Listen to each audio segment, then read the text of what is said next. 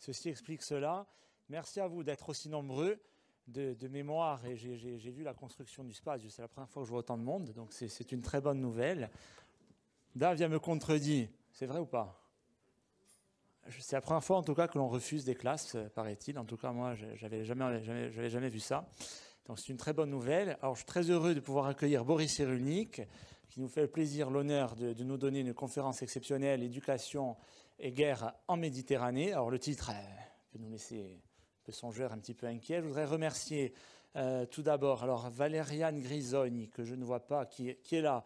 Et c'est grâce à elle, donc, qui travaille sur la petite enfance à la collectivité de Corse, qui le fait venir demain. Et certains d'entre vous pourront avoir le bonheur aussi d'assister à la conférence qui sera donnée demain matin au cinéma à l'Alba.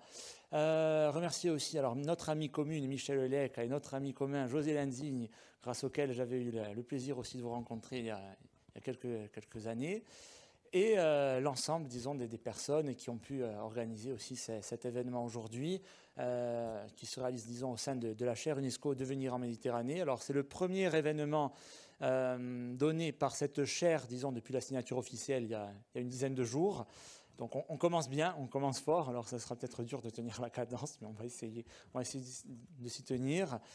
Donc, nous sommes là pour environ 1 heure, disons, de conférence qui sera suivie d'un échange. Tout est permis, en tout cas, toutes les questions de votre part seront bienvenues. Donc n'hésitez pas à prendre note, à poser des questions. Il n'y a pas de questions bêtes, hein, donc je m'adresse surtout aux étudiants et même aux autres, puisqu'il y a aussi des personnes qui viennent de l'extérieur, et c'est une bonne chose. Merci à vous. Merci. Tenez. Voilà, le problème, la question est très simple, éducation et guerre en Méditerranée. Donc voilà, c'est facile. Alors, le problème que je vous propose d'aborder, c'est que la guerre, on dit que c'est la poursuite par les armes de ce qu'on n'a pas pu faire par la négociation. Et je crois que c'est une définition un petit peu abusive, dans la mesure où je propose de distinguer l'agressivité et la violence. Dans l'agressivité, ça vient du latin ad gredior. Je vais dans le territoire de l'autre et je vais lui dire que je ne suis pas d'accord. Donc je suis agressif, mais je ne veux pas sa disparition. Il faut qu'il y ait un dispositif relationnel ou un dispositif politique pour que je puisse exprimer mon agression ad gredior, et je veux lui dire que son intérêt est opposé au mien, on va discuter, on ne sera pas d'accord. Alors que dans violence, j'ai l'intention de pénétrer son territoire, son corps, et de le faire exploser. Dans la violence, je veux sa disparition de l'État, sa disparition du corps, je veux sa disparition. Ces deux processus totalement différents, c'est que dans l'agressivité, il y a un dispositif émotionnel, relationnel, alors que dans la violence, on peut se soumettre à une représentation. Et là, on se soumet à une représentation, il n'y a plus d'altérité. Dans l'agression, il y a un autre, il y a une altérité. Je vais lui dire que je ne suis pas d'accord, mais s'il n'est pas d'accord, je ne serai pas content, mais je vais accepter son désaccord. Alors qu'il y a une relation, il y a une interaction, et donc il y a une négociation possible. Alors que dans la violence, comme celle qu'on voit réapparaître en Europe, alors qu'elle existait en Amérique du Sud et au Proche-Orient, ou à l'Extrême-Orient, et qu'elle revient en Europe aujourd'hui, on voit que dans la violence, il y a tout simplement l'intention de l'annexion, de la disparition d'un pays, de la disparition d'une langue, de la disparition d'une culture, comme on l'a fait en Europe. Hein. On n'est pas mieux que les Proche-Orientaux ou les Sud-Américains, on l'a fait. Hein. Mais il a dit, je crois que dans le contrôle, dans l'agressivité, il y a le contrôle des émotions est possible par l'éducation. C'est-à-dire qu'on peut apprendre à s'exprimer, on peut apprendre à établir des relations. Or, je vais vous surprendre, j'espère, c'est que la neuroimagerie aujourd'hui donne une explication possible à la différence de ces deux réactions. Dans la neuroimagerie, on voit que les enfants privés d'altérité, parce qu'ils ont été abandonnés, parce qu'ils sont isolés, parce qu'il n'y a pas de culture autour d'eux, donc la culture, c'est une forme d'altérité organisée. Or, les enfants abandonnés, soit parce que leur mère est morte, soit parce que leur famille est dysfonctionnelle, soit parce que la culture ne provoque plus de culture, la société ne provoque plus de culture, ces enfants se développent sans autre, sans altérité, et on voit que ça entraîne une dysfonction cérébrale, qu'on voit sans aucune difficulté. S'il n'y a pas d'autre, les deux lobes préfrontaux sont atrophiés, puisqu'il n'y a pas l'intention. Le lobe préfrontal, c'est le socle neurologique de l'intention, de l'anticipation. S'il n'y a pas d'altérité, je ne fais pas de programme pour aller le rencontrer, donc mon lobe préfrontal s'atrophie. S'il n'y a pas d'autre, le circuit limbique, c'est-à-dire la mémoire des émotions et de la mémoire, est atrophié. S'il n'y a pas d'altérité, je n'ai rien à mettre en mémoire. J'ai pas de Ce qui fait ma mémoire intime, c'est vos sourires, vos colères, vos réactions, les jeux qu'on a eus ensemble. S'il n'y a pas d'altérité, mon lobe, mon circuit limbique de la mémoire et des émotions n'est pas stimulé, et on voit que les bébés se développent avec une atrophie du système limbique très facile à voir. Ça se voit à l'œil nu. Pour l'atrophie bifrontale, et l'atrophie, ça se voit à l'œil nu. Pour l'atrophie du système limbique, il vaut mieux calculer avec un ordinateur, mais les calculs sont validés. Et surtout, ce qui est important, c'est qu'une des fonctions du lobe préfrontal, c'est d'inhiber l'amygdale rhinencéphalique, qui est le socle neurologique des émotions intenses de rage ou de colère. S'il y a un autre, j'apprends à parler, j'apprends à tenir compte de l'existence de l'autre, mon lobe préfrontal se développe, donc mon amygdale rhinencéphalique est contrôlée, diminuée. S'il n'y a pas d'altérité, elle n'est pas freinée. Et on a un collègue avec qui on a travaillé, nous a montré des neuroimageries où l'amygdale rhinencéphalique est multipliée par 10. C'est-à-dire que l'enfant ne peut pas contrôler ses émotions. Dès qu'il a une émotion, elle explose. Il n'a pas l'altérité, il n'a pas la parole, il n'a pas acquis la parole, il n'y a pas la culture autour de lui qui lui apprend à contrôler ses émotions, donc il alterne. Ou bien il s'inhibe complètement, ou bien il explose. Et c'est ce qu'on constate dans certaines cultures ou dans certains quartiers déculturés, où on voit que ces dysfonctions cérébrales expliquent pourquoi ces jeunes ne peuvent pas contrôler. Ils aiment la bagarre, ils aiment l'explosion parce qu'ils ne peuvent pas la contrôler. Donc ils se retrouvent entre eux. Généralement, on envoie la police ou l'armée, ce qui fait que pour eux, il y a une valeur qui apparaît, c'est le courage d'affronter. Donc ça aggrave encore plus leur aptitude à l'agressivité. Alors, dans cette dysfonction-là, c'est une carence éducative culturelle. Et qu'on peut donc remédier à cette carence éducative par la culture. La culture, le bébête, la culture du quartier, le match de football, le théâtre au quotidien, la musique, à condition que ce soit un rituel culturel. Et à ce moment-là, on voit que, on l'a vu en Amérique du Sud dans les favelas, où quand la culture a été introduite dans les favelas par Lula, la violence des favelas a diminué en quelques années. Et 50%. Alors les garçons sont plus doués pour la violence que pour les filles, que les filles. Tiens, j'ai fait un lapsus intéressant, ça. Ça reste entre nous, ce lapsus, hein, ça ne sort pas d'ici. Hein. Ils sont doués plus que les filles parce que, contrairement, c'est totalement contre-intuitif, les garçons sont plus sensibles que les filles à la séparation.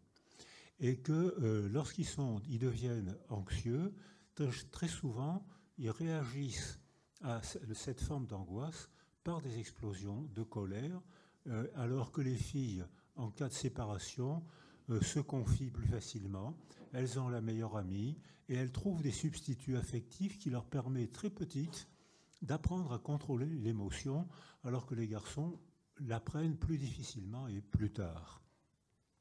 Mais ça veut dire que cette croyance, elle est éducative, du quartier, on va dire. C'est la carence relationnelle du quartier.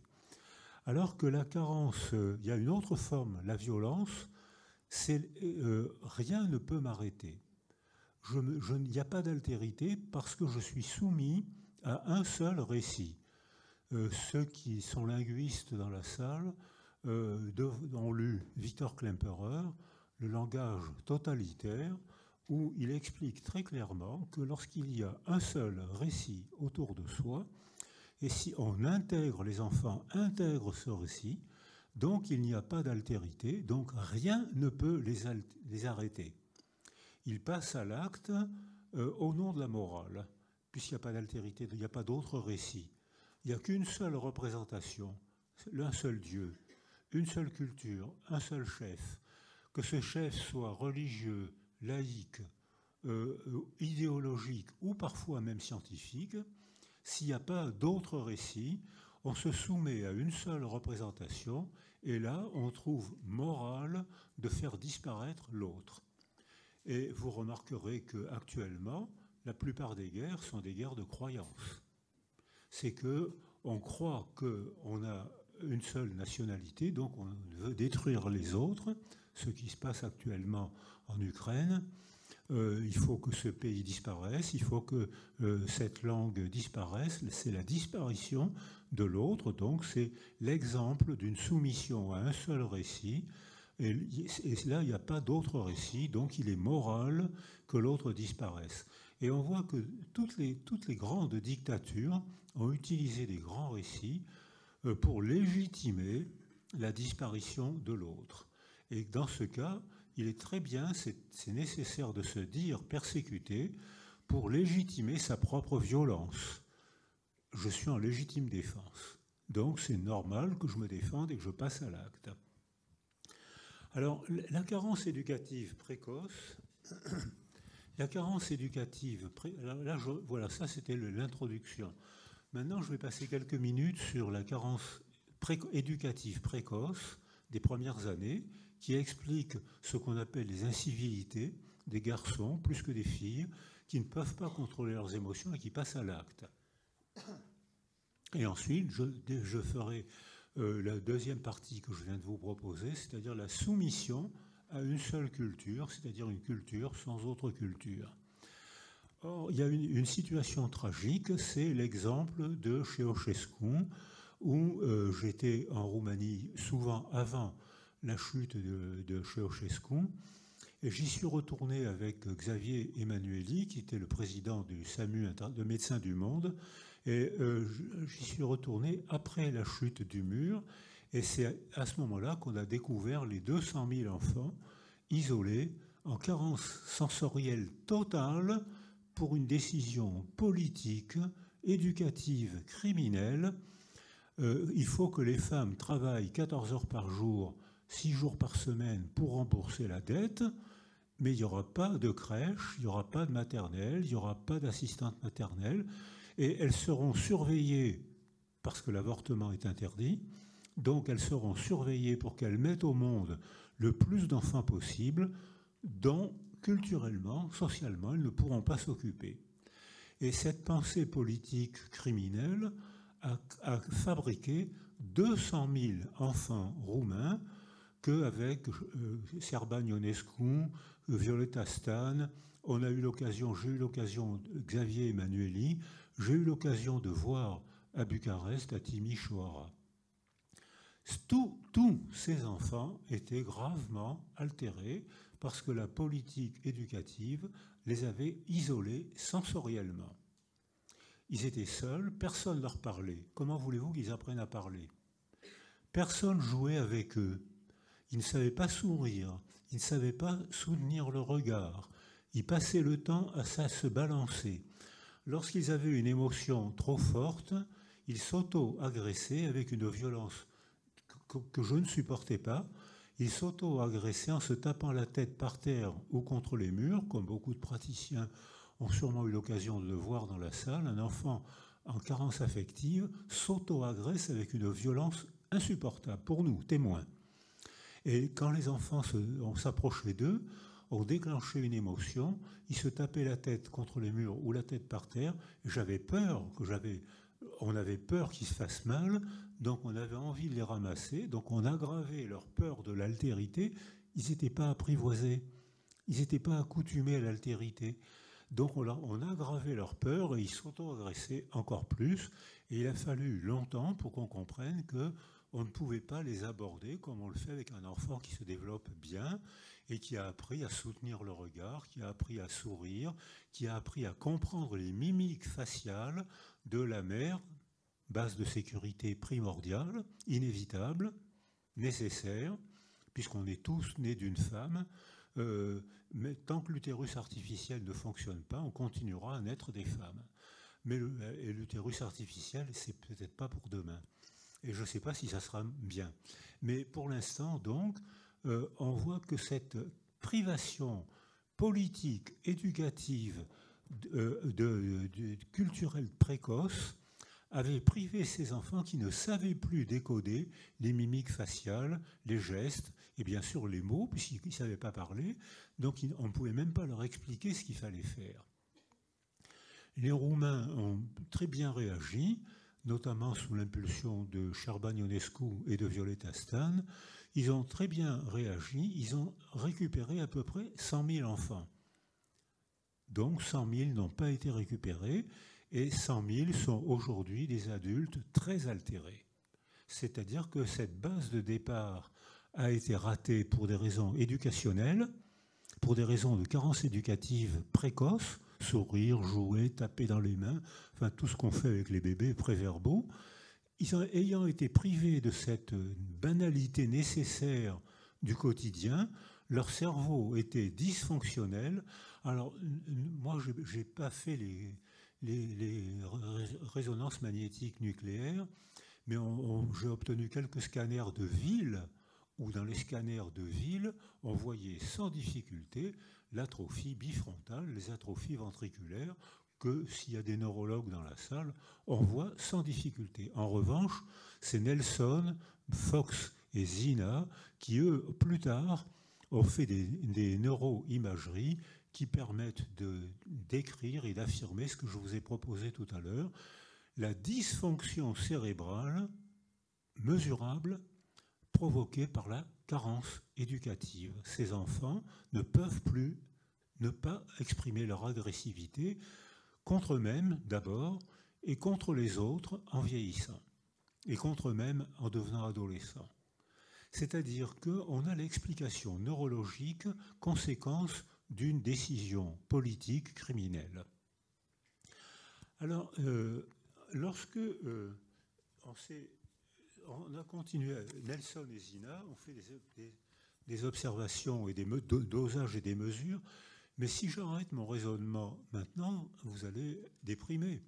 Donc je vais vite rajouter ce qu'on a fait, ce que les Roumains ont fait avec notre aide, c'est qu'ils ont proposé des substituts affectifs à tous ces enfants, et ceux qui avaient été isolés précocement, intensément, durablement, n'ont pas pu récupérer.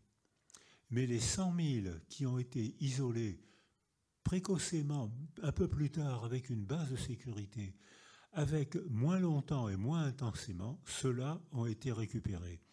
Et il y en a un que je côtoie encore maintenant, que j'ai vu en Roumanie à Timișoara. Il avait un retard de langage phénoménal, il ne savait que se balancer, se mordre les mains en cas d'émotion intense. Il a été adopté par une famille toulonnaise, donc j'ai eu l'occasion de le suivre, et je le vois encore de temps en temps, et il a appris à parler, beaucoup plus tard que ce qu'on dit dans les livres.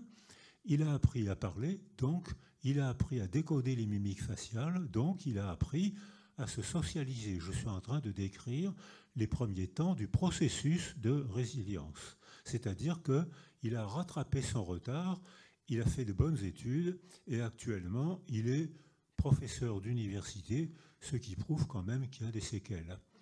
Mais, et notamment, il y a parmi les séquelles, il y en a une, je l'invite de temps en temps à dîner, à pique-niquer près de l'endroit où j'habite, sur la plage des Sablettes, et il bavarde, il fait son boulot, il a bien appris, il a rattrapé son retard, mais je fais semblant de ne pas le voir. À la fin du repas, les morceaux de pain qui sont sur la table, il les met dans sa poche. C'est-à-dire qu'il a gardé dans sa mémoire la trace de la faim qu'il a éprouvée dans les mouroirs de Ceausescu, et ce n'est pas effacé. Donc ça permet de dire que le processus de résilience est possible, pas toujours. Quand on s'y prend tôt et quand l'isolement n'a pas été trop intense, ça ne veut pas dire qu'on règle tout. Et lui, c'est un exemple bien de ce que peut faire un processus de résilience. Or, on constate que ces garçons qui, dans nos quartiers, reprennent un développement chaotique, pas de famille dysfonctionnelle, pas d'école, parce que soit l'école est déficitaire, soit ils n'y vont pas, pas de culture au sens quotidien du terme, ils se regroupent entre eux, entre bandes de garçons plus que de filles. Les filles ont un processus de socialisation un peu différent. C'est plus intime, elles parlent mieux. Elles ont, à 12 ans, les évaluations neuropsychologiques qu'on sait faire maintenant, qui sont fiables, validées statistiquement et neurologiquement, montrent qu'une fille de 12 ans a une avance neuropsychologique de 2 ans sur un garçon de 12 ans. Ça reste entre nous, ça aussi, ça ne sort pas de la salle, parce que... Alors, ça veut dire que les filles, ça explique en grande partie les bons résultats scolaires des filles, mais ça explique aussi qu'elles sont plus anxieuses que les garçons, et que jusqu'à dans les consultations de pédopsychiatrie, on voit jusqu'à la puberté une énorme majorité de petits garçons. Après la puberté, on voit une énorme majorité de filles, parce qu'elles deviennent anxieuses. Et que donc on voit que le développement n'est pas le même, il est toujours façonné par les structures du contexte sur lesquelles on peut agir. On a une possibilité d'action. On a donc un degré de liberté, puisqu'on peut agir sur le milieu qui agit sur nous. On a un degré de liberté, donc on a un degré de responsabilité. Et le point de départ, il est justement dans l'organisation du champ sensoriel qui entoure un enfant. Tout enfant. Lorsque ces enfants arrivent à l'adolescence, les garçons plus que les filles, arrivent à l'adolescence avec une impulsivité, avec un langage de mauvaise qualité, qui ne maîtrise pas l'expression des émotions, avec une impulsivité qu'ils ne savent pas maîtriser. Ces garçons sont récupérés très vite, soit par un gang, soit par un processus idéologique. On héroïse ces garçons, ils sont fiers, tout le monde est fier de ces garçons. Or, l'héroïsation d'un garçon, c'est une manière de le conduire au sacrifice. Donc des gangs héroïsent un garçon, et c'est pas la force physique, c'est la naïveté du garçon, sa brutalité qui fait qu'on l'héroïse, donc il est content de passer à l'acte, et il y a toujours un truand qui va organiser une petite bande, qui va manipuler ces garçons, ou parfois même il y a un chef politique, on le voit dans toutes les guerres, où ces garçons sont récupérés dans les bataillons de combat. Ils touchent actuellement des salaires impressionnants. Alors je dis pas les salaires tellement ils sont énormes, mais ils touchent d'excellents salaires. Ils sont bien éduqués pour la guerre. On leur donne des armes, on les prépare, et ensuite on leur dit tu seras héroïsé, il y aura ta photo partout, on va t'aimer, tu seras un martyr, on t'oubliera jamais. Les garçons, et surtout ta famille, si tu es tué, ta famille touchera une pension, ce qui j'ai entendu au Proche-Orient, et il paraît que Poutine vient de dire la même chose, parce qu'il a besoin de mercenaires.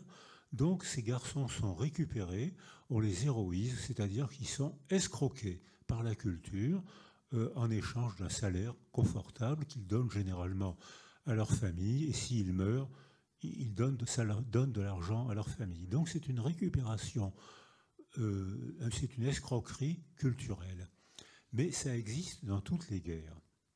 Alors, on voit que schématiquement, lorsqu'il y a une défaillance culturelle, d'organisation culturelle, quand j'ai remis le rapport de la commission des 1000 premiers jours, il y avait des milliers de publications actuelles qui tombent sur 1000 jours. Pourquoi 1000 jours? C'est avant l'apparition de la parole. C'est-à-dire que chez tous les bébés, quel que soit l'environnement, quelle que soit la culture, il y a une compréhension préverbale, une intelligence préverbale qui dure presque 3 ans. Hein, c'est-à-dire que l'explosion du langage se fait au cours de la 3e année. Or, il y a une compréhension avant. Les bébés comprennent beaucoup de choses avant l'explosion du langage. Il y a des interdits préverbaux. Les bébés comprennent. Froncer les sourcils, agiter l'index, ils comprennent préverbalement. Hop, ils baissent la tête, ils écoutent souvent jusqu'à l'âge du non. L'âge du non, pour les psychologues qui sont dans la salle, hein, ils écoutent jusqu'au début de la 3e année. Et là, la fierté, c'est de s'opposer à la mère. Hein, viens, on est en retard, il faut que, viens, habille-toi, on est en retard. Et hop, l'enfant file, s'enfuit pour se cacher. Dans son esprit, à lui, c'est j'ai eu ma première victoire d'autonomie, je deviens un petit humain, je suis fier de moi. C'est pas du tout la signification que ça prend dans l'esprit de la mère. Tu veux me faire rater mon train, on va être en retard. Et hop, premier conflit entre générations. Et puis ça, donc, mais cet âge du non, au cours de la 3e année, il est nécessaire pour que l'enfant devienne autonome. C'est pas facile pour la mère, pour les parents, mais c'est nécessaire. Et le deuxième grand conflit, c'est l'adolescence, où là encore, la culture joue un rôle majeur dans l'acquisition de l'autonomie psychologique et de l'indépendance sociale s'il y a une organisation autour de l'enfant, de l'adolescent. S'il n'y a pas d'organisation, comme on le voit actuellement dans notre culture, comme on le voit surtout à la sortie de l'épidémie, de la pandémie, où les adolescents ont payé très cher, payent très cher la pandémie, parce que l'isolement, le confinement qui était une protection physique, l'isolement était une grave agression psychique, surtout pour un adolescent, parce qu'à l'adolescence, il y a un processus neurologique, psycho-affectif et social qui se met en place. Le processus neurologique, c'est qu'il y a un élagage des neurones, c'est-à-dire que le cerveau fonctionne plus vite avec moins d'efforts parce que les circuits sont tracés. Encore une fois, les filles, au moment du bac, ont une avance de 2 ans sur les garçons. Ce sont des jeunes femmes qui savent planifier une journée, qui savent anticiper leur manière de vivre. Là, je suis bonne, là, je suis pas bonne, j'y vais pas, là, je suis bonne. Ça alors que les garçons, à 16-18 ans, ne s'intéressent qu'aux choses importantes, c'est-à-dire le football et la drague. Hein, vous êtes d'accord avec moi? C'est-à-dire que donc ça fait une différence de devenir. Alors les garçons rattrapent leur retard au point de vue neurologique à 25 ans, puisque le cerveau est à maturité à 25 ans. Mais 25 ans, c'est la fin des études. C'est la fin de l'acquisition des diplômes qui aujourd'hui socialisent. Donc les filles aujourd'hui sont contentes de gagner leur liberté, ce qu'on peut comprendre, mais ça va poser un problème anthropologique pour la génération qui est actuellement en train d'arriver. Et notamment, moi je fais l'hypothèse que le décrochage stupéfiant qu'on constate actuellement chez les jeunes est en partie attribuable à cette différence de développement et à la carence culturelle autour de l'adolescence où il y a plus ce relais qu'il y avait avant, comme le scoutisme, l'apprentissage professionnel, comme les clubs d'art locaux, les clubs de théâtre, les petits, moi je dis le sport de petit niveau. Le sport de haut niveau fait des performances intellectuelles, des performances physiques extraordinaires. Et le sport de petit niveau participe à la santé. Quand j'étais gamin, je jouais un peu au rugby et j'allais faire de la musculation dans une salle à côté des danseurs du Casino de Paris, à Paris. Et C'était pas du tout la même morphologie, hein. Les rugbyman étaient plus proches du taureau et les danseurs étaient très gracieux et très musclés aussi, mais on nous disait il ne faut pas faire de musculation parce que la musculation, ça provoque des dégâts cérébraux et un petit zizi. C'est ce qu'on disait. Or, maintenant, la neuroimagerie montre exactement le contraire. C'est que chez les pianistes, la zone, quand ils jouent, qui s'entraînent plusieurs heures par jour sur le piano, la zone neurologique qui correspond au doigt est hypertrophiée. C'est-à-dire qu'on peut agir sur le cerveau par le sport. Et la neuroimagerie des sportifs montre que faire du sport stimule la zone corticale cérébrale correspondante. Pour le zizi, on n'a pas encore fait de travaux, mais on a demandé des bourses de recherche et on va sûrement avoir des résultats bientôt. Alors, ça veut dire qu'on a une possibilité d'agir. Or, ce qu'on constate, c'est que lorsque ces 1000 premiers jours ont été ratés, quelle que soit la cause de l'échec des 1000 premiers jours, schématiquement, c'est violence conjugale. 80% d'hommes, 20% de femmes. Schématiquement, c'est précarité sociale.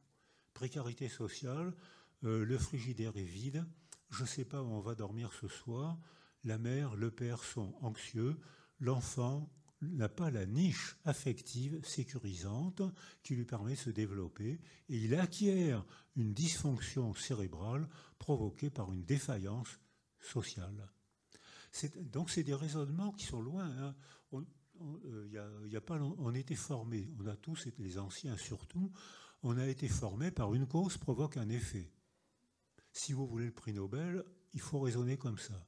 Vous allez être hyper spécialisé, vous ferez partie des meilleurs spécialistes d'un enzyme que personne ne connaît, vous avez une chance d'avoir le prix Nobel. Mais si vous voulez être praticien, les parents sont des praticiens. Si vous voulez être praticien, enseignant, institutrice, infirmière, vous avez intérêt au contraire à avoir un savoir élargi. Parce qu'on ne peut pas réduire la condition humaine à une petite portion de savoir. Pour avoir les diplômes, oui. Pour avoir le prix Nobel, oui. Pour pratiquer, pas oui. C'est-à-dire que c'est des modes d'acquisition de savoir très, très différents. Or, on voit que c'est l'importance de ces 1000 premiers jours donne la base de départ, le camp de base, puisqu'ici on m'a expliqué qu'il y avait un sentier sportif avec des escalades, il y a un camp de base. Quand le camp de base est bien achalandé, on peut tenter une exploration. Je viens de métaphoriser les théories de l'attachement. On ne peut éprouver le plaisir d'apprendre, on ne peut éprouver le plaisir d'explorer, le plaisir de rencontrer une autre personne ou une autre culture que si auparavant on a acquis confiance en soi. Si on n'a pas confiance en soi, on se replie sur le communautarisme, sur un seul Dieu, un seul chef idéologique, un seul chef économique, un seul chef scientifique, et on se retrouve dans le langage totalitaire dénoncé par Victor Klemperer et tous les linguistes qui l'ont suivi. Donc, or, on a fait, la culture a fait pour nous une expérimentation tragique, c'est la guerre de 40. Alors, en 1945, il y avait en France à peu près 300 000 orphelins. Aujourd'hui, à l'aide sociale à l'enfance, il y a à peu près 300 000 enfants.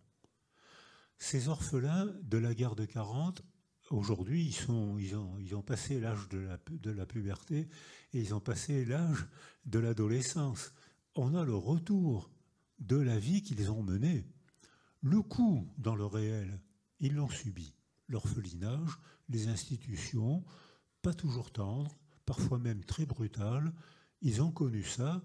Il y avait pas, le métier d'éducateur n'existait pas en 1945. C'est-à-dire que c'est des gens, des femmes souvent religieuses, ou des garçons qui faisaient ce qu'ils pouvaient, parfois avec talent, parfois avec une grande brutalité. Sur ces 300 000 enfants, la plupart ont repris un bon développement. Ça ne veut pas dire, comme je le disais tout à l'heure, pour mon petit Roumain devenu professeur d'université, ça ne veut pas dire qu'ils ont tout réglé. Ça veut dire qu'ils se sont remis à vivre plutôt bien. Ils n'ont pas tout réglé. Or, beaucoup de ces enfants orphelins ont eu une réaction équilibrée. À l'âge de 13-14 ans, ils ont dit « je suis seul, sans famille, il faut vite que j'apprenne un métier manuel ou que je passe un CAP pour que je fonde une famille, que je gagne ma vie ». Ce qui était une forme d'équilibre mental. C'est-à-dire que quelques-uns parmi eux, ont eu une réussite intellectuelle stupéfiante. La réussite intellectuelle, la réussite sociale n'est pas un critère de résilience. La réussite sociale est souvent le bénéfice de la névrose. Je viens de citer Papa Freud. C'est-à-dire que Papa Freud dit que quand on travaille 18 heures par jour, il faut être givré pour ça. Les névrosés savent faire ça. Ils ont un courage pathologique, ils ont un courage morbide qui explique parfois leur grande réussite intellectuelle, universitaire ou leur grande réussite sociale. La résilience, c'est pas ça du tout. La résilience, c'est la reprise d'un bon développement, d'un bon épanouissement physique, affectif, social, mais c'est pas forcément la réussite sociale, comme je l'entends dire de temps en temps. Or, actuellement, les 300 000 enfants qui sont confiés à l'aide sociale à l'enfance, c'est un résultat catastrophique. 25% des sans domicile fixe sont des anciens de l'aide sociale à l'enfance. Qu'est-ce que ça veut dire? Est-ce que les éducateurs sont méchants? Bien sûr que non. Est-ce qu'ils sont mal formés? Bien sûr que oui. Ils sont formés à une théorie soit totalement biologique, totalement explicative, ce qui est absurde, ou à une théorie psychanalytiquement totalement explicative, ce qui est absurde aussi. Il faut une connaissance de praticien pour savoir qu'il faut intégrer des données hétérogènes pour arriver à entourer ces enfants. Or, ces enfants qui sont confiés à l'aide sociale à l'enfance, souvent trop tard, parce qu'il n'y a pas assez de familles d'accueil, ils sont confiés trop tard après avoir raté les 3 premières années de leur vie où ils étaient maltraités, où ils étaient abandonnés sans que personne ne vienne les secourir, ce qui n'a pas été le cas des 300 000 orphelins de la guerre de 1945, de la Deuxième Guerre mondiale, qui eux avaient eu dans leur famille une base de sécurité avant que la guerre tue leurs parents. Alors que ces enfants, donc il est nécessaire de prendre des décisions politiques qui ont été à peu près prises par le gouvernement actuel. Après la remise de notre rapport sur les 1000 premiers jours, le congé paternité, il y a un pic de suicide, il y a une augmentation des dépressions périnatales chez les femmes. Il y a un pic de suicide chez les jeunes mères, ce qui n'est pas acceptable. Et ces dépressions périnatales ou ces suicides de jeunes mères avec des bébés de 1 à 3 mois, c'est toujours l'indicateur d'une désorganisation sociale. Ça veut dire qu'on a laissé ces jeunes femmes, on les a laissées seules. Et que la pire agression cérébrale, affective et psychologique et culturelle, c'est la solitude. Et là, on sait ce qu'il faut faire. Est-ce que c'est fait? Alors, le gouvernement a pris des décisions pas aussi intenses que celles qu'on voulait, mais on nous a expliqué que c'était un premier temps vers une amélioration. On avait demandé un congé paternité beaucoup plus long, on a obtenu la moitié de ce qu'on voulait. Parce que les entrepreneurs étaient effrayés, et il y avait des entrepreneurs qui avaient d'ailleurs un argument valable. Dans une grande boîte, on peut organiser le congé paternité, il y aura toujours quelqu'un pour faire le travail de l'homme absent. Mais un boulanger nous disait, moi j'ai 3 salariés. Si un de ces 3 salariés prend son congé paternité, on est surmené. Ou alors si 2 salariés prennent leur congé paternité, je ferme la boîte. Donc c'est vrai qu'il faut tenir compte de données opposées, de données hétérogènes, avant de prendre des décisions éducatives. Mais actuellement, donc, on sait que on sait ce qu'il faut faire pour reprendre, donner une base de sécurité pour donner au moins un bon départ pour la vie. Ça ne veut pas dire que c'est gagné pour la vie, mais ça veut dire qu'au moins il y a un bon départ. Et on voit qu'en effet, ces enfants qui ont eu un bon départ pour la vie, quand il leur arrive l'inévitable pépin de la vie, ils souffrent, ils affrontent, et si on leur propose les deux mots clés de la résilience, c'est-à-dire soutien et sens, ils redémarrent. Le pépin, ils l'ont eu. Le fait a été fait. Ils ont souffert, mais ils redémarrent, alors que ceux qui ont acquis des facteurs de vulnérabilité parce qu'ils ont été abandonnés, parce qu'ils ont acquis une dysfonction cérébrale, parce qu'ils n'ont pas appris à parler, parce qu'ils n'ont pas appris à se socialiser, ils souffrent beaucoup, encore plus, et ils ne redémarrent pas. Et là, on a des souffrances durables. Et on voit à quel point beaucoup de gens ont du mal à raisonner comme ce que je viens de vous proposer, parce que c'est une convergence de données hétérogènes qui influent pour provoquer la maturation cérébrale, la maturation affective, la maturation verbale, qui explique les relations agréables qu'ont ces enfants qui ont acquis un attachement confiant, un attachement sécure, alors que les autres ont acquis un attachement insécure, ils sont difficiles à aimer, ils sont difficiles à éduquer, à l'école ils sont mauvais, et actuellement, ce qui fait la nouvelle hiérarchie sociale, c'est plus la force physique, c'est plus le ventre des femmes ou les bras des hommes, ce qui fait maintenant la nouvelle hiérarchie sociale, c'est le diplôme, c'est l'école, c'est l'université. Et ça pose d'ailleurs un autre problème, ça pose le problème de la méritocratie, qui établit une nouvelle hiérarchie. Mais au moins on peut agir, on sait ce qu'il faut faire. Et je vais terminer ce premier chapitre par une seule idée qui va permettre de condenser tout ce que je vous ai proposé jusqu'à maintenant, des raisonnements circulaires. Il faut structurer le cerveau pour qu'il voie le monde, et une fois que le monde est vu, une fois qu'on sait parler, ça modifie le cerveau. C'est un raisonnement circulaire que Edgar Morin privilégie, votre serviteur aussi, mais qui n'est pas évident pour tout le monde. Exemple, Guylaine Dehaene, à la commission des 1000 jours, nous a montré comment, quand on parle autour d'une série de bébés âgés de 3 ou 4 mois, le lobe temporal gauche, c'est-à-dire celui de la sonorité, dégage beaucoup d'énergie parce que les neurones dégradent le glucose pour fonctionner, ça fait un travail, ça dégage de l'énergie, l'ordinateur capte cette chaleur, la transforme en couleur, et lorsqu'on parle autour d'un bébé, on voit le lobe temporal gauche se passer au rouge ou à l'orange. Il travaille. Mais lorsque on s'adresse au bébé, on le stimule avec nos mimiques, avec nos mots, on s'adresse, on le regarde, on lui parle. C'est le planum temporal, c'est-à-dire une zone précise du lobe temporal gauche qui dégage beaucoup d'énergie, ce qui veut dire que quand on parle à un bébé, non pas autour d'un bébé, mais quand on s'adresse au bébé, on sculpte son cerveau et on transforme la zone des sons, on la transforme à ce qui va devenir la zone du langage.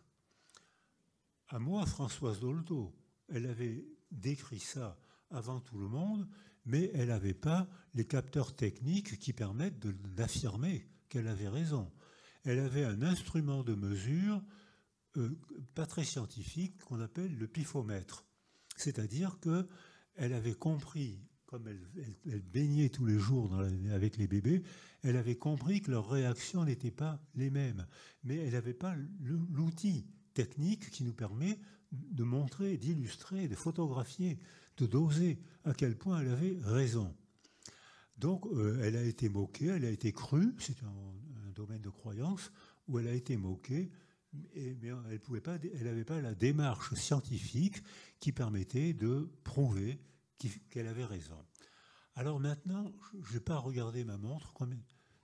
10 minutes ? 20 minutes, parfait. Alors, maintenant, je vais passer dans le deuxième chapitre de ce que je vous propose. C'est-à-dire que Maintenant, on a des carences éducatives qui ne sont plus dans le corps à corps, mère-enfant, père-enfant, famille-enfant, foyer-enfant, mais qui sont dans la culture à corps, récit culturel, action sur chacun des individus qui composent le groupe. Parce que maintenant, on sait que quand on habite un récit culturel, si on habite un seul récit, on entre dans le langage totalitaire. C'est-à-dire qu'il n'y a pas d'altérité, comme je vous le proposais tout à l'heure. Donc il est nécessaire qu'il y ait un récit, la langue maternelle, sinon on ne peut pas se comprendre, on ne peut pas apprendre à parler. Il est nécessaire qu'il y ait un récit de base. Comme tout à l'heure je vous disais, il faut qu'il y ait une base de sécurité affective. Donc il est nécessaire qu'il y ait un récit de base et il est nécessaire que les littéraires, les scientifiques, les cinéastes, les gens de théâtre nous fassent découvrir qu'il y a d'autres récits, d'autres cultures, d'autres récits dans notre propre culture. On a eu le 19e siècle, on a eu le Moyen-Âge qui fabriquait d'autres récits qu'ont habité nos ancêtres. Nos ancêtres ont vécu avec des valeurs, avec une hiérarchie des valeurs étonnamment différente de la nôtre. Et ils ont été façonnés par ce récit. Et on voit que nos ancêtres, lorsqu'ils habitaient un seul récit, ça a donné des tragédies culturelles. Comme tout à l'heure je vous disais, lorsqu'il y a une carence éducative, ça donne des tragédies comportementales, une impulsivité que les garçons, plus que les filles, ont du mal à contrôler. Eh bien, même raisonnement pour les récits. Lorsqu'une culture ne présente qu'un seul récit, on arrive au récit totalitaire. Il n'y a pas d'altérité de récit. Donc, détruire un autre, si les autres souffrent, si les autres sont malheureux, ou si les autres meurent, ça n'a aucune importance. Ce n'est pas tout à fait des êtres humains. Ce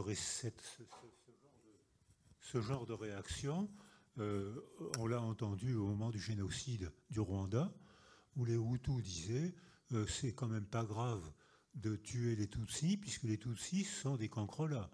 Or, c'est pas grave d'écraser un cancrelat, c'est pas grave, puisque c'est pas un véritable être humain. Pendant la Seconde Guerre mondiale, c'était le récit nazi, raciste, qui disait exactement la même chose. C'est nécessaire, c'est moral de tuer les juifs, puisque les juifs ne sont pas des êtres humains, et qu'en plus ils complotent pour prendre le pouvoir. Et puis, on ne va pas tuer les noirs, parce que les noirs ne complotent pas pour prendre le pouvoir, mais on va en faire l'élevage. Vous avez bien entendu. C'est-à-dire que et les gens qui ont tenu des raisonnements comme ça n'avaient aucune honte, aucune culpabilité, puisqu'ils habitaient un seul récit. Et que c'était, on disait tout à l'heure, j'ai eu l'occasion de rencontrer, quand j'étais praticien et en dehors de ma pratique, j'ai eu l'occasion de rencontrer des gens qui ont passé leur enfance dans les jeunesses hitlériennes. C'était des enfances merveilleuses. Un seul récit à apprendre, une seule vérité, aucun doute, aucune critique, comme on disait tout à l'heure, aucune critique, aucun jugement. Il suffisait de gober le récit, de le répéter, et les autres pouvaient mourir, on pouvait les tuer sans aucune culpabilité. Et on voit que ce genre de récit réapparaît actuellement en Europe, alors que j'étais naïvement convaincu que ça ne réapparaîtrait jamais. Et bien voilà, ça réapparaît. Sauf que maintenant, dans notre culture, on voit notre culture occidentale depuis le 19e siècle. Alors avant le 19e siècle, on était tous des enfants de paysans. L'industrie est apparue fin 18e, début 19e en France, surtout avant que Napoléon détruise cette industrie naissante. Je sais le risque que je viens de prendre en disant ça ici, mais on était tous des enfants de paysans. Et on avait aussi un seul récit, qu'on pouvait voir, c'est-à-dire la terre, une seule croyance, le catholicisme, une seule religion, on mourait dans le lit où on était né. Ce n'était pas la peine d'apprendre une autre langue, ce n'était pas la peine de s'intéresser à une autre culture, et c'est comme ça qu'on a colonisé le plus moralement du monde, puisqu'on allait apporter aux Maghrébins la bonne culture, et aux Africains, et aux Asiatiques, la bonne culture, le bon Dieu, parce qu'on ne soupçonnait même pas qu'eux aussi avaient une culture, une autre langue, une autre religion, puisqu'il n'y avait pas d'altérité. Donc les gens, nos ancêtres, le soupçonnaient même pas, et ils ont envoyé le général Bugeaud, qui s'était fait la main en Espagne, avec une cruauté incroyable, et qui a appliqué en Algérie les méthodes qui étaient très simples. On tue les gens qui ont des terres et des fermes, on les tue, ceux qui ne veulent pas mourir s'enfuient, et on prend leur maison et on prend leur ferme. Et voilà, c'est moral. Il n'y avait aucune culpabilité puisqu'il y avait un seul récit. Je reprends le raisonnement de tout à l'heure, et le raisonnement que je prends sur le plan culturel à l'instant, c'est exactement le genre de raisonnement que tiennent les pervers. Les pervers disent qu'il n'y a pas d'altérité chez les pervers, l'autre n'existe pas. Seul compte, le pervers dit, seul compte mon plaisir. C'est Lacan qui nous explique ça. Seul compte mon plaisir, il n'y a pas d'altérité. J'ai passé un bon quart d'heure. Oui, mais elle, t'as vu dans quel état elle est maintenant? Ah oui, mais moi, qu'est-ce que je me suis marré? Voilà, il n'y a pas d'altérité. Alors, sur le plan culturel, on a connu des cultures, et la culture occidentale a fait sa richesse avec l'esclavage et avec la colonisation. Alors, l'esclavage, c'est quand même incroyable que les grands pays cultivés, incontestablement cultivés, aient pu piller tout un continent et provoquer l'esclavage de plusieurs dizaines de millions d'êtres humains, en détruisant leur culture, en pillant leurs biens. On a fait la même chose pour la colonisation. Donc il y avait une sorte de perversion culturelle, comme il y a des perversions individuelles, c'est-à-dire l'absence d'altérité. Donc je ressouligne ce que je vous propose depuis tout à l'heure, la nécessité d'apprendre une base affective si on veut explorer, et dès qu'on parle, la nécessité d'apprendre sa langue maternelle et une autre culture, une autre langue, de façon à pouvoir s'enrichir de la comparaison de langues et de la comparaison des cultures. Et là, c'est un épanouissement et ça n'est plus une colonisation. Sauf que on constate qu'actuellement, la culture américaine, qui nous a servi de modèle, et la culture industrielle, qui a organisé le 19e et le 20e siècle, une grande partie du 20e siècle, cette culture de la rentabilité et cette culture du sprint, les jeunes aujourd'hui la remettent fortement en question. Alors que, parce que ça se payait d'un nombre de dépressions très élevé, et notamment Isabelle Roxam, qui est professeure à Louvain, montre que les gens qui font des dépressions du burn-out, les femmes qui font des dépressions du burn-out sont des femmes hyper scrupuleuses qui veulent tout trop bien faire. Alors ça, je ne devrais pas le dire parce qu'elles vont se mettre à ne plus rien faire maintenant, mais en fait, les femmes perfectionnistes, comme les hommes qui veulent perfectionnistes, payent très cher avec une dépression d'épuisement professionnel que maintenant les jeunes appellent le burn-out. Sauf que aujourd'hui, à cause de la pandémie, ceux qui payent le plus cher, c'est les adolescents d'aujourd'hui. Parce qu'ils ont raté une période sensible du développement neurologique. L'élagage synaptique, dont je vous parlais tout à l'heure, implique de se mettre à l'épreuve pour apprendre à apprendre. Eh bien, les jeunes, pendant 2 ans, ils n'ont pas appris à apprendre. Et cette période d'élagage synaptique, elle est plus précoce chez les filles que chez les garçons, et elle dure 2 ans chez les filles comme chez les garçons. Et sauf que là, dans une population en paix, on dit, l'INSERM fait des évaluations et nous dit que 12% d'une population en paix, 12% des adolescents sont dépressifs. Aujourd'hui, les évaluations qui ont été faites à l'université de Mons entre autres, montrent qu'on est presque à 40% d'adolescents dépressifs aujourd'hui. C'est faramineux. C'est-à-dire que même dans une culture, et c'est le confinement qui a provoqué ça, parce que pendant 2 ans, les jeunes n'ont pas appris à apprendre. Ils n'ont pas appris à parler, ils n'ont pas appris à faire l'épître, ils n'ont pas appris à faire du sport, ils n'ont pas appris à travailler jusqu'à 2 heures du matin parce qu'ils étaient en retard pour le contrôle. Ils n'ont pas appris ce qui ont fait, tout ce qui a fait notre culture, et bien ils l'ont raté. Ils ont raté cette période sensible de l'élagage synaptique. C'est résiliable, mais ils devront faire en 4 ans ou 5 ans, en forçant, en s'entraînant, ce qu'ils auraient fait spontanément en 2 ans.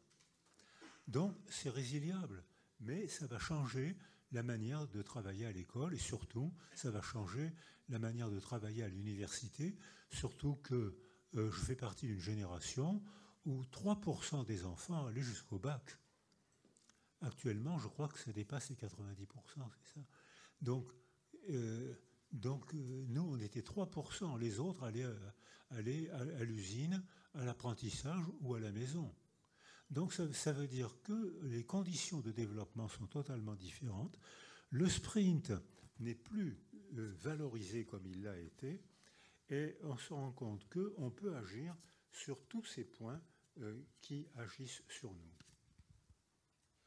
Alors, je vais terminer quand même pour dire que la Méditerranée est particulièrement apte à comprendre ce genre de phénomène parce que la Méditerranée, qui a été le point de départ de toutes les cultures, hein, le néolithique a été le point de départ, la fin des chasseurs-cueilleurs, où il a fallu s'organiser pour faire de l'élevage, pour construire des maisons, pour s'approprier des terrains où on pouvait cultiver des végétaux et élever des animaux. Et cette appropriation de terrain fait qu'on a très rapidement conçu ceux qui n'avaient pas de terrain et qui arrivaient, on les a pensés, on les a éprouvés comme des étrangers dangereux. Et ça a été le point de départ des bagarres, des guerres. C'est-à-dire qu'avant, il y avait des bagarres pour des raisons de caractère, où les hommes, plus que les femmes, se bagarraient entre eux. On a retrouvé des crânes fracassés, probablement par des pierres, des crânes fracassés, ou des os percés par des flèches. Donc ça existait. La bagarre existait avant le néolithique. Dès que le néolithique est apparu, on a vu apparaître les sépultures, les massacres de masse, où on a vu apparaître, j'étais hier avec les gens, par Zoom, avec les gendarmes, on voit apparaître des empilements de corps, et là c'est pas accidentel. Quand il y a des empilements de corps tous tués de la même manière, c'est qu'il y a eu un massacre de masse. Et c'est apparu à ce moment-là parce que la propriété impliquait que certains voulaient défendre leur propriété et que d'autres voulaient leur piquer. Et les guerres entre cités et États d'Assyrie étaient, paraît-il, ou quand l'eau venait à manquer dans une cité-État, les gens de cette cité-État galvanisaient quelques bagarreurs, les héroïsaient, leur donnaient des armes qui étaient transformées en œuvres d'art, et ces bagarreurs-là allaient attaquer la cité-État voisine pour les piller, pour voler leur eau, de façon à ce que leur propre groupe puisse survivre. Et il paraît, ce que j'ai lu, je cite Marlène Patou-Matisse, ou Guylaine, c'est un homme malgré son nom, Guylaine, c'est un anthropologue, dit que ces guerres entre cités et États étaient d'une extrême cruauté, mais ont valorisé la culture de survie, valorisé la violence de certains hommes. Les héroïser, leur offrir des armes, considérés aussi comme des œuvres d'art. Et quand ils étaient enterrés dans des sépultures somptueuses, ils étaient martyrs, ils avaient sauvé leur pays, ils avaient sauvé leur groupe, on les enterrait avec leurs armes, on leur disait « on ne vous oubliera jamais », et 2 mois après, la plupart d'entre eux étaient oubliés. Mais ils étaient escroqués, Ils ont défendu l'intérêt de leur famille au détriment de la cité d'à côté. Alors, on voit qu'actuellement, autour de la Méditerranée, se développe ce que les géographes appellent le stress hydrique. Et la plus belle définition de la résilience, c'est la définition des agriculteurs. On dit qu'une fleur, lorsqu'il y a une déshydratation, la fleur se racornit pour moins évaporer. Elle s'adapte, ce n'est pas la résilience, c'est l'adaptation. Elle s'adapte à une privation d'eau, en se racornissant, elle évapore moins. Si la privation d'eau dure trop longtemps, ou bien les plantes disparaissent, ou bien elles s'adaptent à ce nouvel environnement et elles deviennent épineuses. C'est-à-dire qu'elles gardent à l'intérieur de la tige l'eau qui s'évapore moins, qu'elles gardent dans leur tronc, et à ce moment-là, on a une nouvelle flore. Et j'habite près de Toulon, où en 1974, il y a eu un incendie, ce que je vais dire est affreux, il y a eu un incendie magnifique. Le cap Sissier était rouge de flammes, le ciel était noir, on était en bateau sur la mer était grise de la cendre, il y avait un silence stupéfiant, comme dans tous les traumas, il y a un silence stupéfiant qui suit le trauma. J'étais à Santiago du Chili au moment du tremblement de terre de Conception. On est sorti, on a été dans la rue parce que c'était là où il y avait le moins de danger. Il y avait un silence impressionnant. Toute la vie était arrêtée. Les oiseaux disaient plus un mot. Silence étonnant. Les voitures étaient bien sûr arrêtées et tout le monde, on se demandait qu'est-ce qu'on fait. Sidération, qui est le premier temps du traumatisme, la sidération.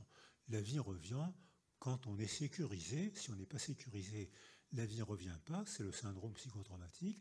Et si on est sécurisé, la vie revient, et là, on est invité à parler si on nous invite à parler. Si personne ne nous invite à parler, eh bien on passe sa vie dans un syndrome psychotraumatique dont on ne peut pas parler. Or, après l'incendie du Cap Sissier, pendant 2 ou 3 ans, beaucoup de patientes disaient les arbres sont méchants. C'est-à-dire que tout avait été brûlé, mais les chênes avaient mieux résisté au feu, et seule la partie supérieure des chênes, et ça, on dit, comme dans Walt Disney, comme dans Blanche-Neige, les arbres faisaient des griffes, et la vie avait disparu. Et le sol était résilient, il n'y avait pas de pollution, il n'y avait pas de jachère, il y avait des jachères, il n'y avait pas l'hyperculture, l'hyperexploitation du sol. 3 ans après, les chênes se sont développés alors que la présence des pins qui acidifiaient le sol les empêchait de se développer. Les chênes se sont développés, les cystes sont apparus alors qu'avant il n'y avait pas de cystes. Le petit gibier a réapparu, les aigles ont commencé à tournoyer, la vie avait repris, très belle, mais pas comme avant. C'est la plus jolie définition que je connaisse de la résilience. C'est-à-dire que la vie avait réapparu parce que le sol était résilient, parce que les bases des 1000 premiers jours étaient bien implantées dans la mémoire de l'enfant. La souffrance, il l'a eue, mais il se remettait à vivre. Le pépin, on n'échappe pas aux épreuves de la vie. Dans cette salle, tout le monde a déjà eu sa part d'épreuves. Mais à la fin de la vie, 50% d'entre nous auront eu un traumatisme. Donc l'épreuve, c'est inévitable. C'est j'ai raté le bac, elle m'a envoyé promener, j'ai perdu le match de football, enfin les choses importantes, quoi. Et on a tous. Mais le trauma, ça implique la sidération. Alors que l'épreuve, c'est l'angoisse, c'est la souffrance, c'est la déception. Donc c'est un peu différent. Et on voit que lorsque ce stress hydrique est surmonté, et ça a des conséquences sur la condition des gens qui vivent dans ces situations de stress hydrique. Par exemple, Van Igendorn, qui est un Hollandais, comme le dit son nom, qui est un leader des recherches très scientifiques, neurologiques, affectives et sociales de notre discipline, a été dans les pays en guerre ou dans les pays où il y avait le stress, et notamment il a été en Afrique centrale, et il voit que dans les pays où il y a une déshydratation, une sécheresse, les bébés meurent beaucoup plus, les vaches ne donnent plus de lait, les mères ne peuvent pas s'occuper de leur enfant, et très souvent même l'enfant meurt, et les femmes, les mères pensent, si mon bébé meurt, c'est parce que je suis de mauvaise qualité biologique, donc elles sont effondrées, désespérées, et on voit que dans ces cultures-là, dans une culture en paix, 70% de tous les enfants obtiennent un attachement sécure, ce que j'ai proposé tout à l'heure, c'est-à-dire qu'ils ont acquis assez de confiance en eux pour avoir le plaisir d'explorer une autre culture, une autre personne.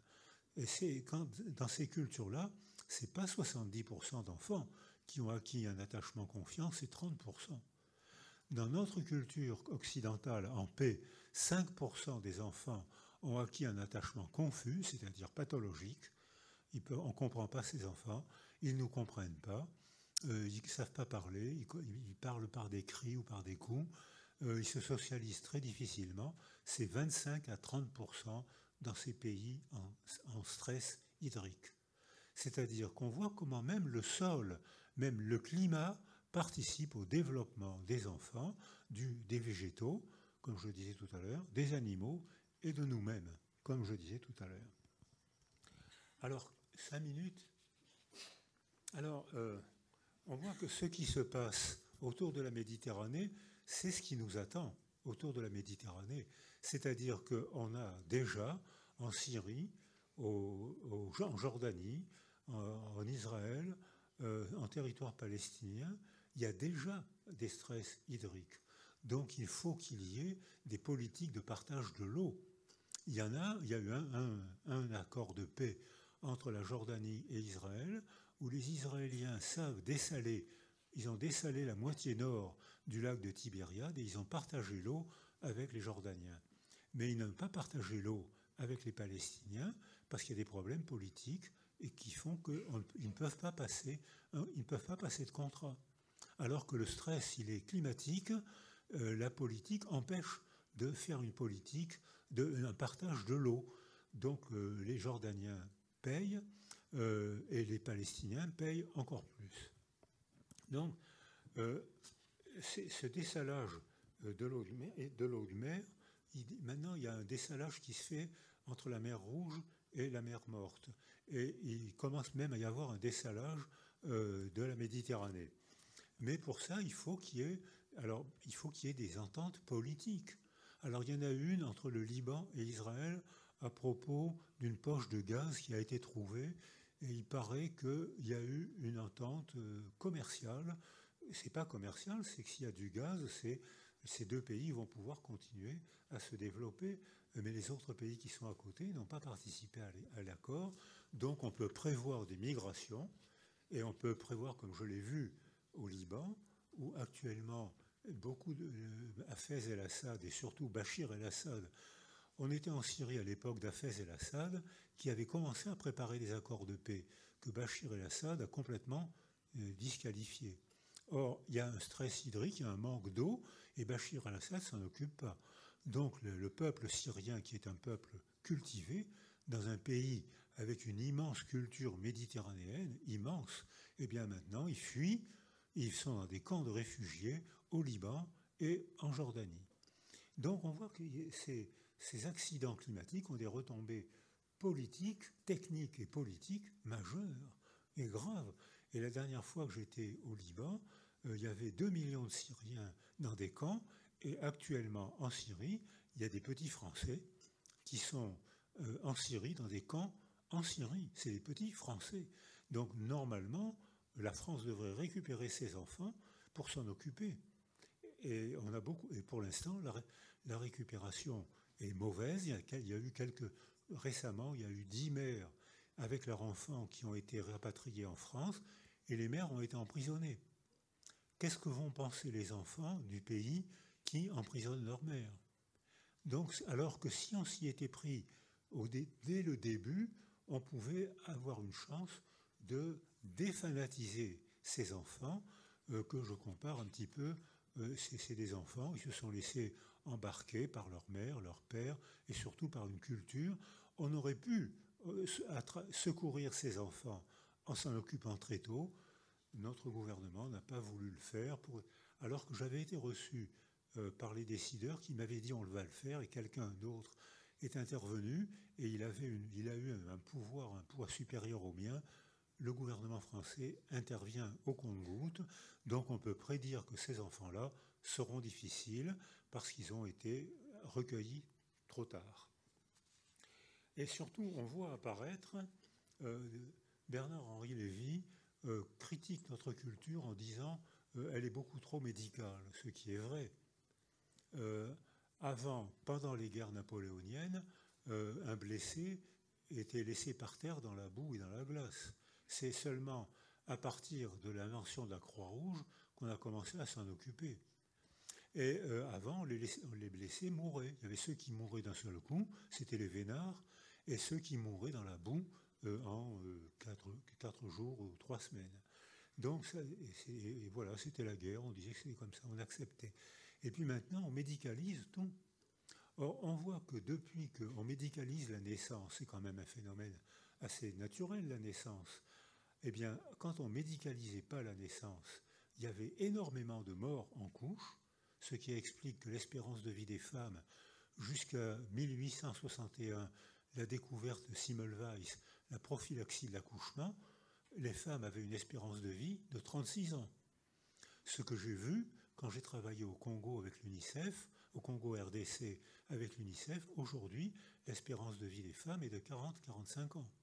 C'est-à-dire que, aujourd'hui, dans un pays occidental, civilisé, organisé, une petite fille qui arrive au monde aujourd'hui, 1 sur 2 sera centenaire. C'est-à-dire que la longévité des femmes est un excellent marqueur de civilisation. S'il y a une destruction de civilisation, les femmes payent et elles meurent jeunes. S'il y a une civilisation bien organisée, les femmes payent quand même. Hein.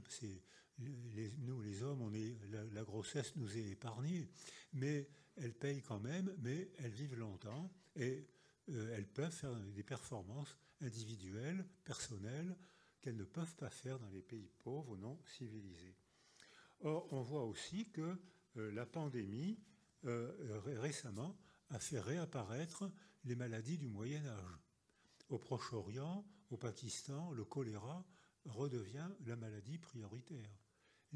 Parce que quand la France a gagné la guerre de 14-18, c'était... Faites-moi un signe avec la main. Je conclus. Lorsque la France a gagné dans la guerre invraisemblable des tranchées, c'était grâce au pinard. Et le pinard, c'était le professeur Pinard, qui était professeur de pédiatrie à Paris, et qui avait dit, il avait constaté que dans les troupes allemandes et prussiennes, il avait constaté que les soldats ne pouvaient pas combattre parce qu'ils avaient tous le choléra, ils avaient une diarrhée olympique, donc quand on a la diarrhée, on combat moins bien. Et les Français, buvant du pinard, eux, pouvaient partir à l'assaut et combattaient beaucoup mieux.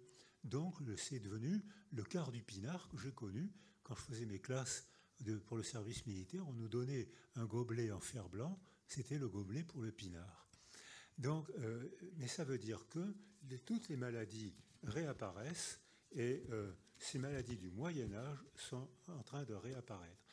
Et je vais terminer en reprenant ce que je vous proposais au début de mon exposé, c'est que la guerre et l'éducation en Méditerranée, sur la planète, c'est vrai pour toute la planète, c'est particulièrement vrai en Méditerranée à cause du contexte civilisé et des métiers, des pays, à culture différente et à politique différente.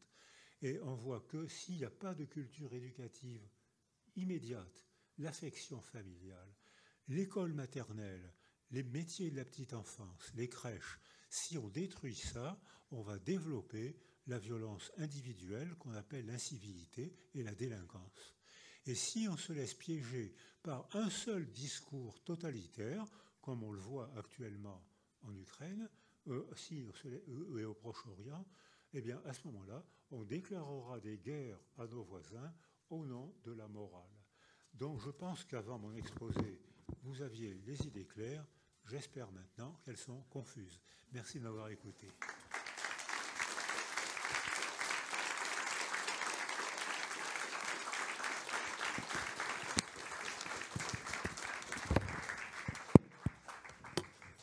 Merci beaucoup. Nous allons passer aux questions. S'il y en a dans la salle.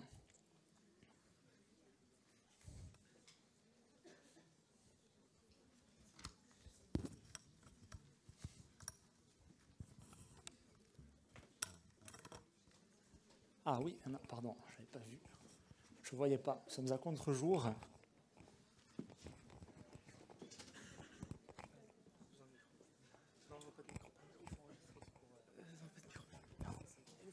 C'est pareil. J'avais une question par rapport au fait que, par rapport à l'isolement que vous avez dit qui s'est passé pour le Covid pendant ces 2 ans, que les adolescents ont beaucoup souffert et que ça a pu créer du coup un vide justement dans l'affectif. Ça part, je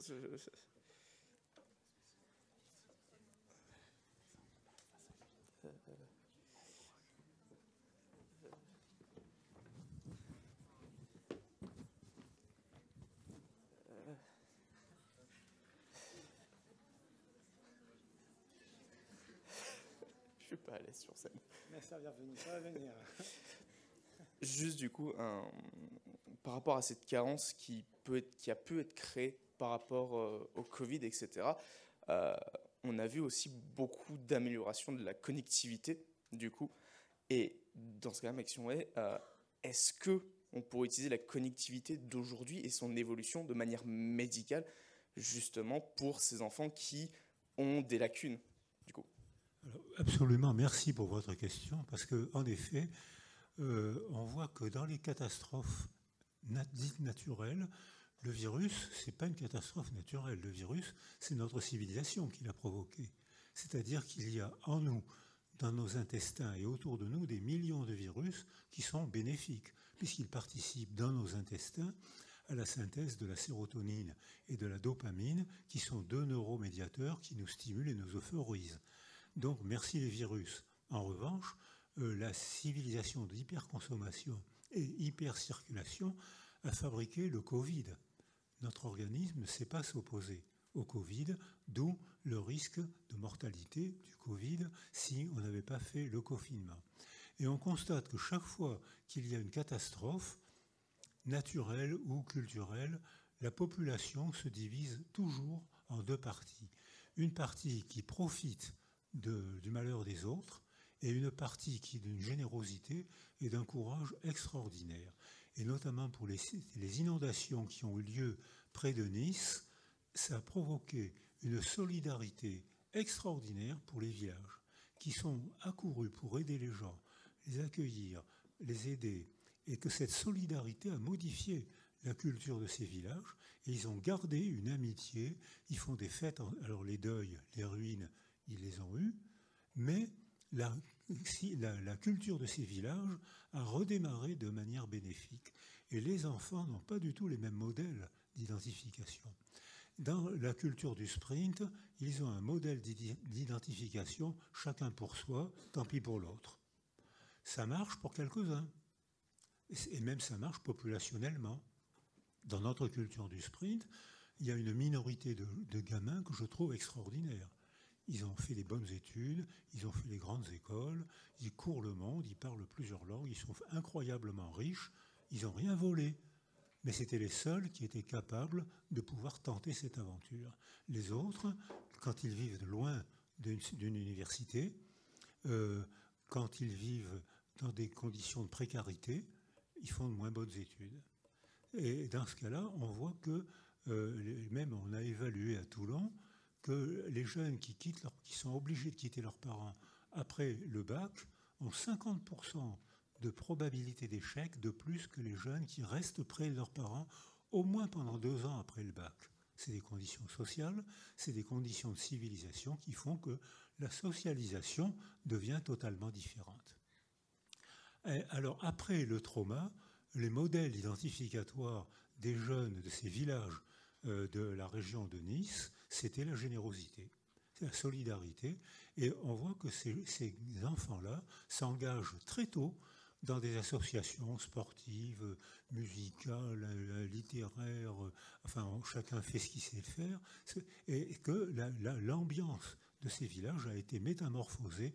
Il y a eu des morts, il y a eu un trauma, il y a eu des ruines, et ça a été suivi par une modification de la culture du village. Merci pour votre réponse. Merci. Une seconde question peut-être. Christophe, viens. Merci Sébastien. Par rapport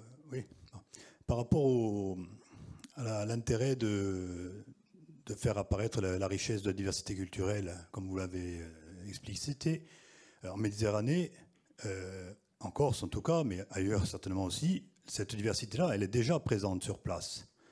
Et on la cloisonne, inconsciemment ou consciemment.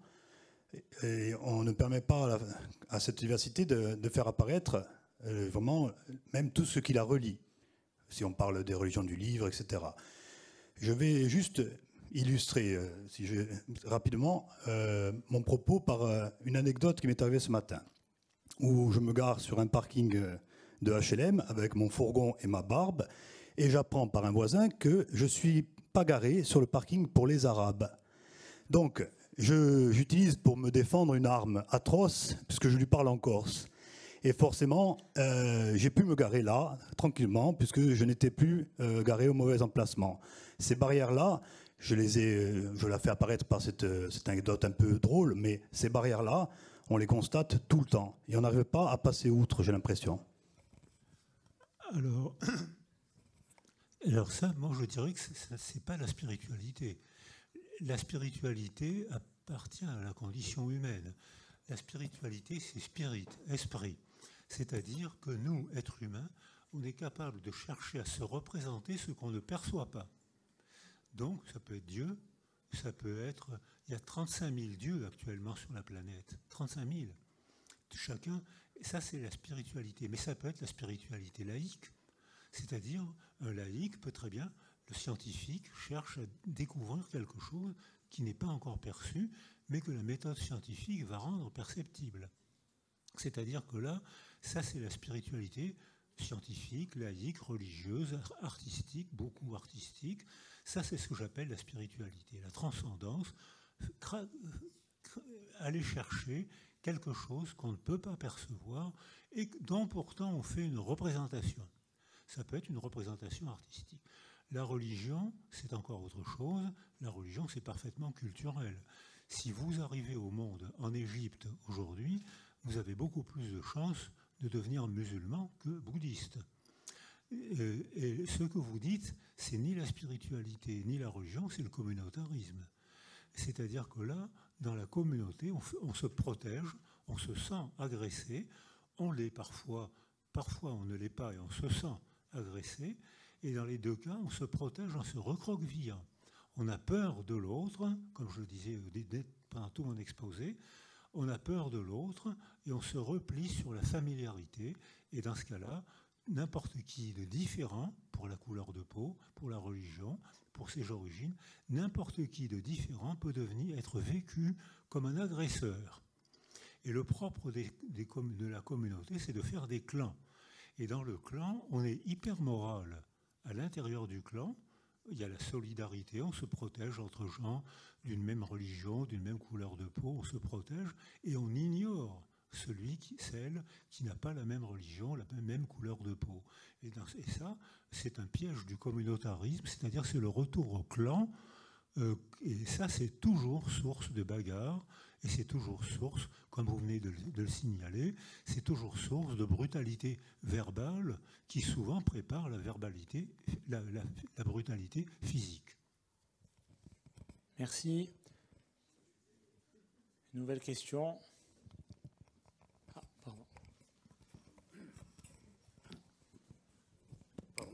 Bonsoir et merci d'être parmi nous. nous qui faisons partie de la génération apparemment l'un et l'autre de Robert Duranton, on leur expliquera après qui est ce grand intellectuel que nous allions applaudir pas très loin de Barbès. Bon, on leur dira. Donc ma question, est-ce qu'il est, entre guillemets et brutalement dit, mieux d'être orphelin aujourd'hui en 2022 qu'être orphelin en 1945? Alors, oui, c'est une question qu'on peut poser, en effet. Tout dépend des conditions de l'orphelinage. Beaucoup d'enfants orphelins après la Seconde Guerre mondiale étaient des enfants de héros, fiers de leur père, morts, mais fiers de leur père. Alors que les orphelins aujourd'hui sont des enfants qui ont l'impression d'avoir été abandonnés par leur père, et la signification n'est pas du tout la même. C'est-à-dire que la signification de l'abandon est traumatisante, alors qu'on peut très bien supporter la signification d'être orphelin d'un père héros. Il est mort, mais il est mort pour nous sauver. C'est la définition du héros, c'est la fonction du héros. Donc c'est sûrement plus difficile d'être orphelin aujourd'hui qu'en 1950 ou 1945. Question ? Bonjour. Est-ce qu'on peut dire que c'est notre nature égocentrique qui nous permet de vivre? Est-ce que c'est notre nature égocentrique qui nous permet de vivre? Notre nature égocentrique. Ah, mille pardons, je n'avais pas compris, parce que nature égocentrique, pour moi, on ne peut pas employer cette expression. Si on est égocentrique, comme on le dit parfois, c'est que quelque chose dans notre développement nous a rendus égocentriques. La privation d'altérité. Un bébé qui apprend à parler, qui va à la crèche, qui va à l'école, il a des copains, il n'est pas égocentrique. Il a une personnalité, on ne peut pas tout se permettre avec lui, il a une personnalité, il sait se défendre, d'où ma définition de l'agression. Si vous me cassez les pieds, ben je vais vous le dire, vous me cassez les pieds, mais je ne voudrais pas votre mort, je vais pas vous... Alors j'ai une personnalité constituée parce que mes 1000 premiers jours ont été réussis, donc je vais me défendre, mais je ne veux pas votre mort. Alors que la personnalité, l'égocentrique, au sens où je pressens vous l'employez, c'est le pervers. Il n'y a qu'un seul monde, le mien. Il n'y a qu'une seule jouissance, la mienne. La vie des autres ne m'intéresse pas. Sade, le divin marquis, je ne sais pas pourquoi on l'appelle le divin marquis, le divin Sade disait il faut accepter l'inceste parce que l'inceste a tué beaucoup moins de monde que les guerres de religion. Dieu a tué plus de monde que l'inceste. Faites ce que vous voulez de cet argument, vous le trouverez dans Sade. Donc, alors ça, là, on est vraiment dans ce que vous appelez égocentrique, c'est-à-dire